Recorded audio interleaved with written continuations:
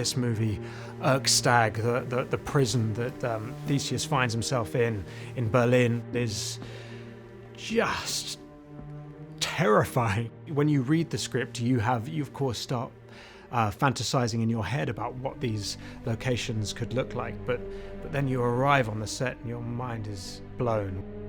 You want an actor to walk into a set and go, oh yeah, this feels like I really wouldn't want to be here. Erkstag is a German ministry prison that's meant to have been decommissioned supposedly a long time ago, but of course it's not. We really liked some reference that we saw of this quarry down in Dorset, and it's got these incredibly square columns in rock that are obviously supporting this very low roof. We really like this kind of natural set being cramped and very compressed. We see Newt enter the Erkstag prison through a U-Bahn entrance. And then once you get into the darkness of the tunnels, we kept it dark. You kept going in and out of light. Texture, tone, dripping rock. So initially, one, I think, understands the danger of where Theseus has been taken. And then, of course, we go into this huge spiral prison block that Theseus is being held in.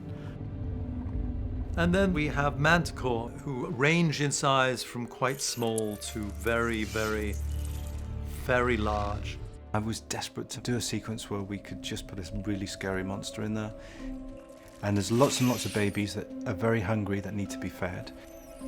And there's this great big scary mother one that sort of resides in the depth of the jail, occasionally grabbing prisoners, ripping them up into pieces and feeding them to the babies. It sounds really horrible, and it is really horrible, but it's also slightly bizarrely funny, because Newt's way into the prison and out of it is to encourage the little baby manticores to do a kind of little dance. So Newt has to do a special walk called limbic mimicry. So he has a special walk that he does that thousands of these creatures then walk with him. And he's safe as long as he does this walk down to find his brother. What I love about Eddie is he's so committed and enthusiastic and determined. And, you know, in the case of the Manticore sequence, you know, it required sort of giving it all in terms of movement and sort of doing that swivel of the, you know, Eddie doing the swivel of those hips might not look that difficult, but actually when you do it take after take after take for about 6 or 7 hours, by the end of it, he needs a chiropractor. It wouldn't be a Fantastic Beasts film without me having to go some ritual humiliation, normally involving a dance of some description.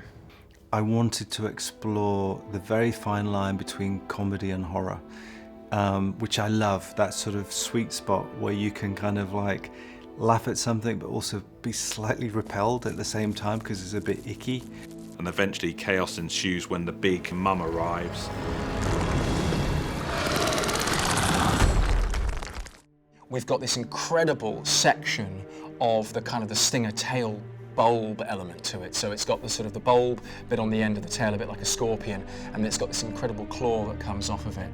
And we've been using that in the scenes in Erkstag where Theseus and Newt have been running away from the creature that is trying to attack them. And so that's really useful to be able to kind of place that in and have something for the actors to react to in terms of generating an exciting, believable and fun performance. It's a very funny, little bit scary, but quite fun scene where they're both in danger of being devoured by these creatures, against which we see their brotherly dynamics play out. Eddie and I have been really trying to build that brother relationship, exploring these characters, balancing the universal themes of friendship, family, brotherhood with a darker world.